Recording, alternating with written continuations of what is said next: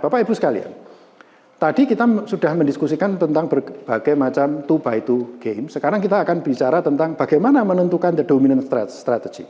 Kita akan menentukan dulu bagaimana cara menentukan pure strategy. Baru kemudian nanti di belakang kita akan menghitung bagaimana cara mengukur mixed strategy. Nah, ini dominant strategy. Jadi orang yang rasional, jadi diasumsikan ya, mengapa kita harus memikirkan tentang pemilihan dominant strategy.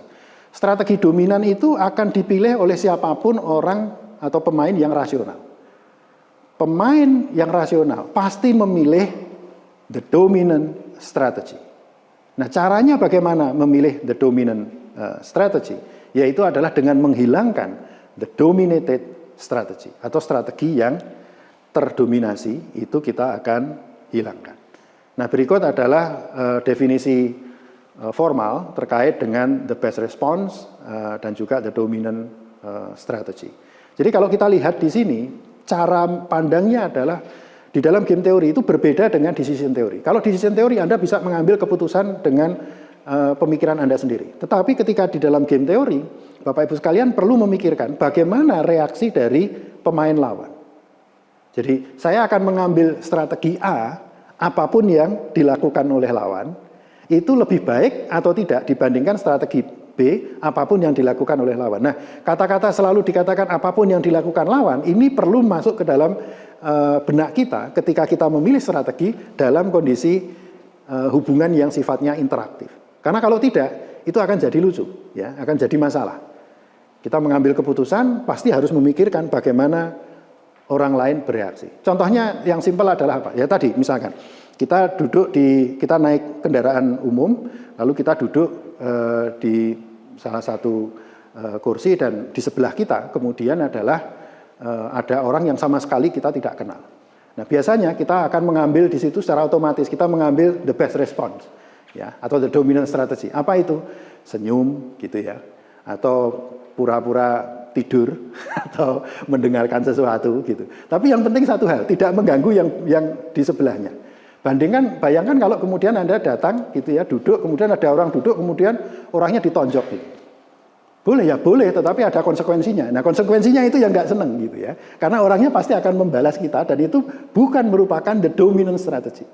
Jadi setiap saat sebenarnya kita sejak kecil itu sudah belajar bahwa kita selalu memilih the dominant strategy tanpa kita sadari. Nah, sekarang dengan game teori dibuat lebih formal. Nah, ini contohnya di Prisoner's Dilemma ya, di sini. Jadi apabila pemain 2 itu memilih strategi setia misalkan, maka bagi pemain 1 itu lebih menguntungkan mengambil strategi khianat.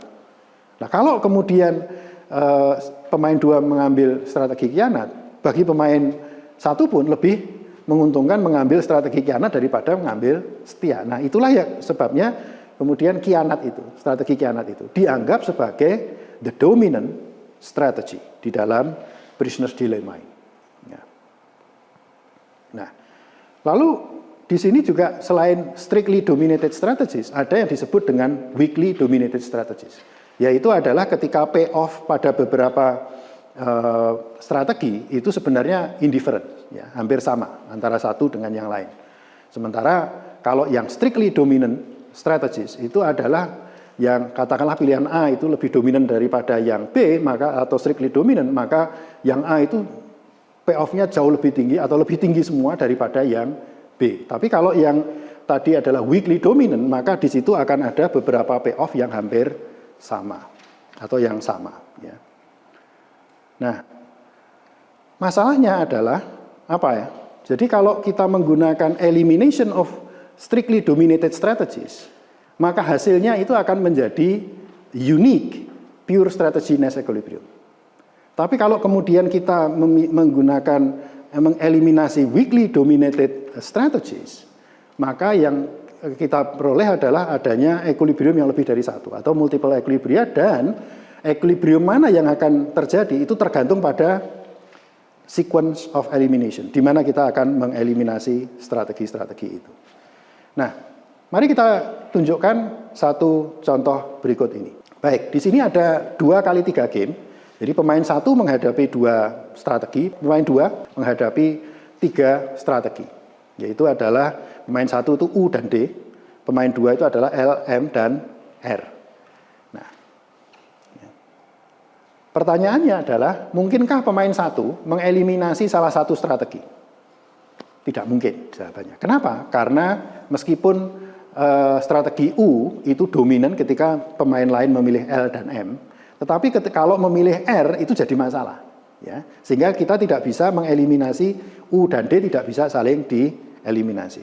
Kalau pemain 1 tidak bisa mengeliminasi salah satu strategi, maka mari kita lihat bagaimana dengan pemain 2. Adakah yang bisa dieliminasi? Nah, dari sini kita bisa mengetahui bahwa strategi R itu bisa dieliminasi dengan M. Ya. Strategi M yang di tengah itu bisa mendominasi strategi R. Artinya apa? Selama M itu masih ada, tidak mungkin pemain itu akan memilih strategi R. Ya. Jadi kita bisa mengatakan, oh pemain 2 nggak mungkin akan memilih strategi R. Jadi kita eliminasi. Nah, ketika ini dieliminasi, gamenya menjadi 2x2. Sekarang giliran pemain 1. Dari pemain 1 antara U dengan D, itu D bisa dieliminasi. Ya. Sehingga kita bisa eliminasi seperti ini. Nah, sehingga sekarang tinggal game seperti ini. 1x2. Nah, sekarang bagi pemain 2, mana yang akan dipilih? Jelas pemain 2 akan memilih M. Selama masih ada M, dia tidak akan memilih L, sehingga kita akan eliminasi strategi L dan kita akan apapun yang sisanya ini menjadi UM. UM itu adalah Nash equilibrium, ya, pure strategy Nash equilibrium. Nah, berikutnya kita akan masuk memberikan contoh kaitannya dengan iterated elimination of weakly dominated strategies dengan payoff seperti itu. Mari kita lihat. Ada 3 cara nanti yang akan kita pakai. Cara pertama itu dimulai dari pemain 2 terlebih dahulu. Ya. Dari payoff seperti ini, kita bisa tahu bahwa M itu bisa dieliminasi oleh R. Ya. M bisa dieliminasi oleh R. Kenapa? Karena kita menggunakan weakly dominated strategies. Kalau ini hilang, maka kemudian U ternyata bisa dieliminasi relatif dibandingkan D. Ya. Karena di sini hampir ini indifference ya. U dan D itu sebenarnya indifference. Jadi kita mulai dulu deh dengan menghilangkan U-nya dulu. Kalau U-nya hilang, maka tinggal payoff-nya seperti ini dan akhirnya kita eliminasi yang R dan kita mendapatkan equilibrium yang berbeda, yaitu adalah DL. Jadi DL itu menjadi pure strategy Nash equilibrium dari cara pertama dengan menggunakan weakly dominant strategies. Tentunya ini game yang berbeda ya dibandingkan game yang pertama tadi. Nah, mari kita mulai dengan cara kedua, di mana cara kedua ini kita ganti sekarang dengan dari pemain 1. Kalau dari pemain 1 pertanyaannya adalah adakah yang bisa dieliminasi? Kalau menggunakan weakly dominant itu tentunya bisa, yaitu adalah D-nya kita eliminasi. Jadi kita hilangkan D, kita akan menggunakan U saja. Yang kedua, kalau bagi pemain 2, jelas pemain 2 akan memilih L itu tidak akan dipilih selama masih ada R, kan begitu. Nah, berikutnya yang kita eliminasi R dieliminasi dibanding dengan M. Sehingga kemudian yang terjadi adalah equilibriumnya itu adalah UM. Ya, equilibriumnya adalah UM, yaitu adalah -2, 1. Oke. Nah, ini cara kedua. Sekarang kita mulai dengan cara ketiga. Ya. Nah, kalau cara ketiga itu adalah kembali tadi dimulai dengan pemain 1, lalu kemudian kita eliminasi yang M-nya ini, karena M sama dengan R, jadi kita eliminasi yang M-nya dan kita bertemu di sini UR itu sebagai equilibriumnya. Ya. Kita bisa lihat di paparan ini. Nah, kemudian apa lesson learned yang kita peroleh? Jadi yang pertama adalah pure strategy Nash equilibrium itu bisa diperoleh melalui elimination of strictly dominated. Kalau elimination of strictly dominated strategies, maka yang muncul adalah strateginya akan unique pure strategy Nash equilibrium. Kalau elimination of weakly dominated strategies, maka yang muncul itu adalah bisa multiple equilibria, dan equilibriumnya bisa berubah-ubah ditentukan oleh sequence of elimination. Ya. Nash mengatakan, di tahun 51 beliau mengatakan bahwa setiap game itu pasti memiliki mixed strategy Nash equilibrium meskipun belum tentu memiliki pure strategi Nash equilibrium. Artinya, pure strategi Nash equilibrium itu adalah kondisi mixed strategi Nash equilibrium ketika equilibriumnya probability-nya itu adalah berada di ekstrim antara 0 sampai 1. Nah, tadi kita sudah diskusikan bagaimana cara menentukan pure strategi atau the dominant strategy atau kemudian kita mendapatkan pure strategi Nash equilibrium. Sekarang kita akan masuk ke dalam pendefinisian bagaimana menghitung mixed strategy. Dalam menghitung mixed strategy, ini ada dua mekanisme. Yang pertama adalah minimax, yang kedua adalah maximin. Ya. Nah, minimax itu apa? Minimax itu adalah pendekatannya seperti ini.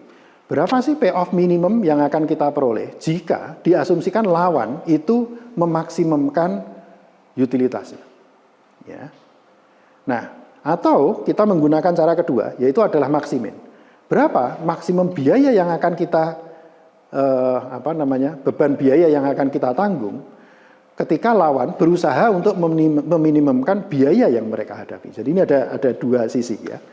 Nah, yang disebut dengan minimax itu adalah seringkali juga disebut dengan Nash equilibrium strategies. Bagaimana cara menghitung minimax, menentukan minimax ini tadi mix strategi Nash equilibrium? Mari kita lihat paparan berikut. Jadi kita memulai dari expected utility cara memainkan game. Jadi U1 dan U2 itu adalah nilai expected utility pemain 1 dan pemain 2. Caranya menghitung bagaimana? Kita lihat di situ di sebelah kanan itu ada pemain 1, pemain 2. Pemain 1 memilih strategi X dengan probability P, pemain 1 memilih strategi Y dengan probability 1 minus P. Kemudian pemain 2 itu memilih strategi A dan B itu dengan probability Q dan 1 minus Q.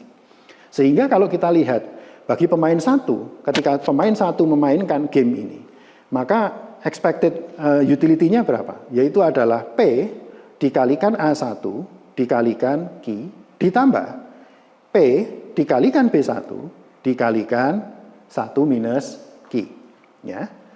Apakah sudah selesai? Belum. Itu tadi baru ketika memilih strategi E. Kalau memilih strategi Y apa? Ditambah. Ya.